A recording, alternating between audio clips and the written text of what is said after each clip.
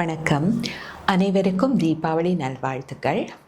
ஸ்ரீ கிருஷ்ண பகவான் நரகாசுரனை வென்று நாடு திரும்பிய போது இருட்டி இருந்த காரணத்தினால் அவருக்கு வழிகாட்ட மக்கள் வரிசையாக தீபங்களை ஏற்றி அவரை வரவேற்ற நாளாக தீபாவளி திருநாள் இருக்கின்றது. இந்த நிகழ்வின் போது கிருஷ்ணர் எண்ணெய் தேய்த்து குளித்து தன் எதிர்மறை சக்திகளை நீக்கிக் கொண்டதாக புராணங்களில் குறிப்பிடப்பட்டிருக்கின்றது. அன்றிலிருந்து தீபாவளி தினத்தன்று காலையில் எண்ணெய் தேய்த்து குளிப்பது ஒரு வழமையாக இருந்து வருகின்றது.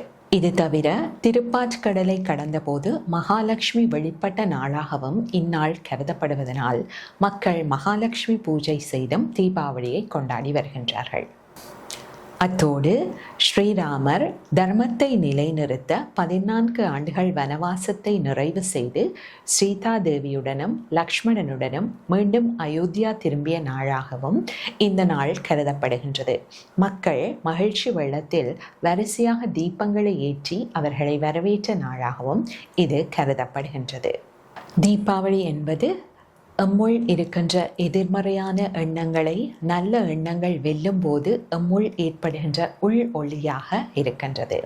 இவ்வாறான பண்டிகைகள் நாம் எம்முள் இருக்கின்ற கீழான சுயநலத்தன்மையை நீக்கி உயர் நிலையை நோக்கி செல்ல வேண்டும் என்பதற்கான ஒரு நினைவூட்டலாகவும் இருக்கின்றது. நன்றி.